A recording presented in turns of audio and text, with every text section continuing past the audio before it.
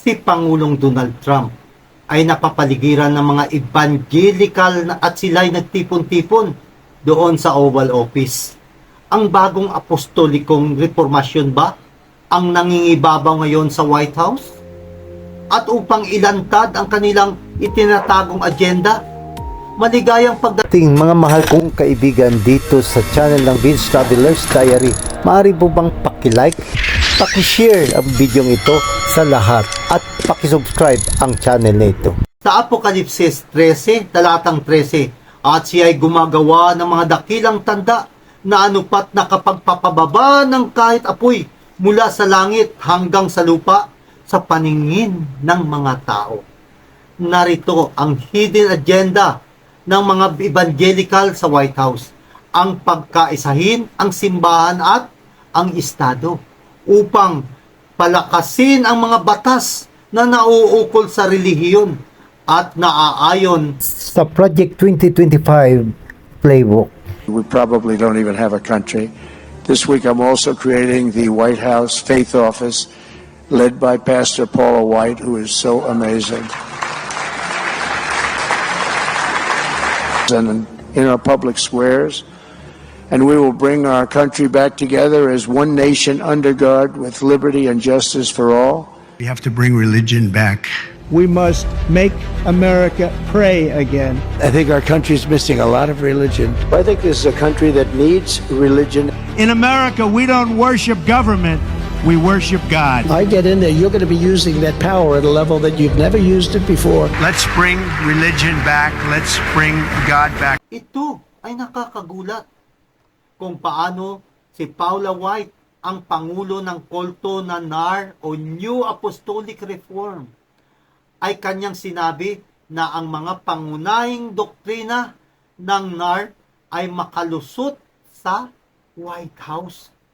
Panuorin mo ang video ito. Wherever I go, God rules. When I walk on White House grounds, God walks on White House grounds. I had every right and authority to declare the White House as holy ground because I was standing there, and where I stand is holy.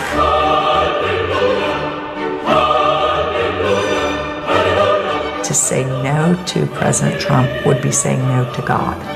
And I won't do that. We are in a spiritual war right now. Let every demonic network that has aligned itself against the purpose, against the calling of President Trump, let it be broken, let it be broken, let it be torn down in the name of Jesus. You want me to tell you what my thoughts are? The thoughts of the King of Kings, the thoughts of the Lord of Lords. I'm downloading heaven. Hey! Modarabaka sakatara baka sakatara.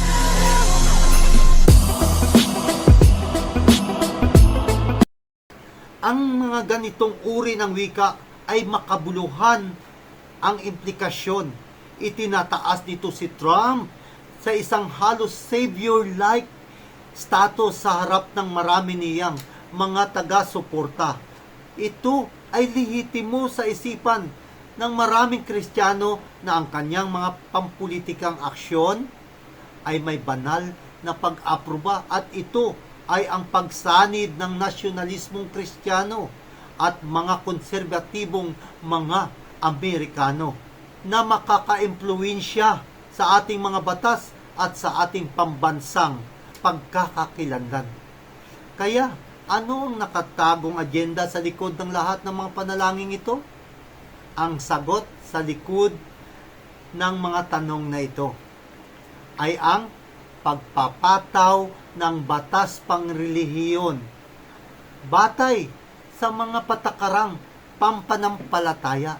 At ngayon ay nasaksihan natin ang malakas na pagkahanay sa pagitan ng mga grupong evangelical at ng Pangulong Donald Trump na kanilang inilarawan siya bilang tagapag-alaga at tagapagpanumbalik ng Kristyanismo sa Amerika.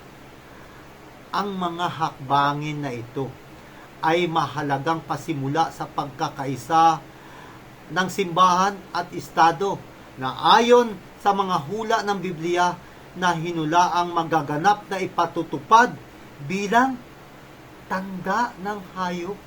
Mahal na mga kaibigan, ang mga evangelical ay hindi na mga protestante. Sila ay yumukod na sa Papa matagal ng panahon. Maaring protestante sila sa pangalan, ngunit katoliko ang pagsasanay. Ayon sa wordonfire.org, si Pope Francis at ang mga evangelical ay iisa. Ang mundo ng sangkakristyanuhan ay mapapanood ang pagkahumaling kay Pope Francis bilang Papa sa nakalipas na ilang mga buwan. At ito ay umabot na sa mga evangelical.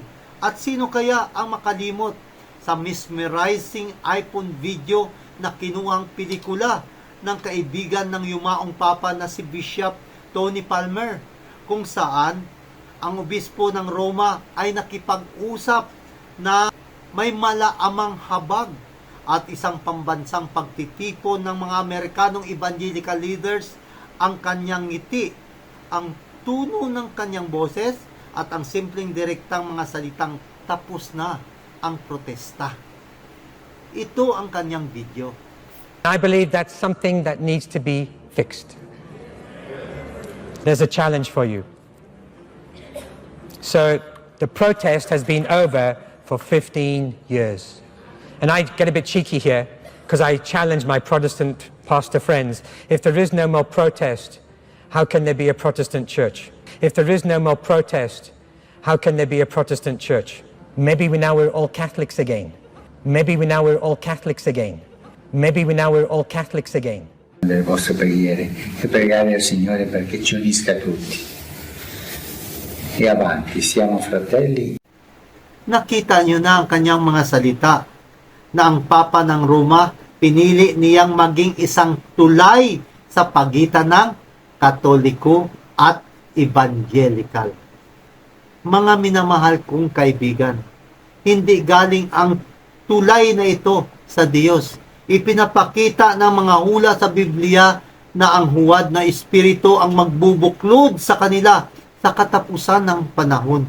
Huwad na diwa, mga wika, mga huwad na mga speaking in tongues. Habang sila'y nagkukumpulan sa Oval Office na upang ipagdasal si Trump, ang panalangin ay natapos sa isang kakaibang sipi mula sa Biblia. Narito at aking sinipi. Bilang resulta, nanalangin tayo sa pamamagitan ng pananampalataya at sa pamamagitan ng kanyang pamumuno, ang siyang nanguna sa lugar ng Amerika. Ang katuparan ng Isaiah 58, talatang 8, kaibigan. Basahin natin ito. Ang kaligtasan ay darating na parang madaling araw. Mabilis ang mga sugat na gumaling. Ang kabanalan ay magdadala sa atin pasulong upang iingatan tayo sa likod ng kaluwalhatian ng Diyos sa pangalan ni Jesus. Amen. Sa kanilang ginawa, ano ang kanilang ibig sabihin? Na sa pamamagitan ng pamumuno ni Trump, ang Isaiah 58:8 ay matutupad? Sisikat ang liwanag sa inyo at matutulad kayo sa bukang liwayway. Hindi magtatagal at manunumbalik ang inyong kalusugan. Mahayag sa inyong unahan ang mabubuti ninyong gawa. Ang kaluwalhatian ng Panginoon ay magiging iyong gantimpala. Paano matutupad ang panalangin ito? Kung babaliwalain natin ang sinasabi ng Isaiah 58:13, kung iyong iuurong ang iyong mga paa sa Sabat, sa paggawa ng iyong kalayawan sa aking banal na araw, at iyong tawagin ang Sabat na kaluguran, at banal ng Panginoon na marangal, at iyong pararangalan na hindi kalalakad sa iyong mga sariling lakad, ni harap ng iyong sariling kalayawan, ni magsalita ng iyong mga sariling salita. Mga minamahal na mga kaibigan, ang mga evangelical ay nananalangin na ang administrasyon ni Donald Trump ay isang katuparan ng Isaiah 58:8. Paano mangyayari iyon? Kung kanilang tinatalikuran ang Sabat, patungo sa direksyon ng pagpapatupad ng mga batas ng linggo. Paano ang tungkol sa Isaiah 58:13. Nagsasalita tungkol sa pangingili ng Sabat at hindi dapat lapastanganin ang banal na araw na ito. Hindi magkakaroon ng katuparan ang Isaiah 58:8 na wala ang Isaiah 58:13. Ipinakikita ng kasaysayan na kapag ang simbahan at ang estado ay magkakaisa, ito ay banta sa kalayaan pang relihiyon na nagbibigay daan para sa mga hakbang na pumipilit ng katapatan sa katotohanan na humahantong sa sukdulan na pagsubok ng pananampalataya kung saan ang mga tunay na mananampalataya ng Diyos ay tatawagin para tumindig laban sa mga huwad na pagsamba. Ayon sa The Great Controversy, page 592, ang korupsyong pampulitikal ay sinisira nito ang pagmamahal sa hustisya at paggalang sa katotohanan. At kahit sa malayang Amerika, ang mga pinuno at mga mambabatas na upang matiyak makuha ang pabor ng publiko ay magbubunga ito ng isang dakilang kahilingan para sa pagpapatupad ng Sunday Law. Ang tagapagpaganap ng pananampalataya na nasa loob ng Executive Department ng gobyerno ay hindi binanggit sa US Constitution. Kaibigan, ang mga Kristiyano ay tumawid sa linya tuwing sila'y sumusuporta sa batas at regulasyon na pinapairal partikular sa paniniwalang pangrelihiyon, lalo na gawing pahinga ang araw ng linggo para sa lahat ng mga mamamayan. Kaibigan, ngayon ay tinatawagan ng Diyos ang mga nalabi na maninindigan sa pagsunod sa kautusan ng Diyos at mayroong patutuo ng ating Panginoong Yesus. Tumayo kang kasama ni Kristo. Bakit?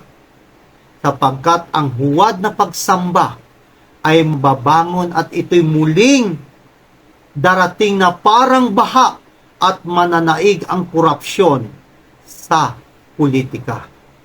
Kung ang kaaway niya ay dumating na gaya ng isang baha, ang Espiritu ng Panginoon ay magtataas ng pamantayan laban sa kanya. Kaibigan, nasa panig ka ba ng katotohanan o tradisyon? Maari tayong gumawa ng mga desisyon para sa buhay na walang hanggan. Ngayon, sa pamamagitan ng mga prophetikong lente, nakikita na natin ang mga kasalukuyang kaganapan bilang mga palatandaan na si Kristo ay malapit na dumating. Hanggang sa muli, mga mahal kong kaibigan, patuloy lang nating subaybayan at pakinggan ang mga kasaysayan, mga propesiya na nagmula sa Biblia, dahil ito ang katotohanan na nais ilahad at pagbubunyag mula sa salita ng Diyos.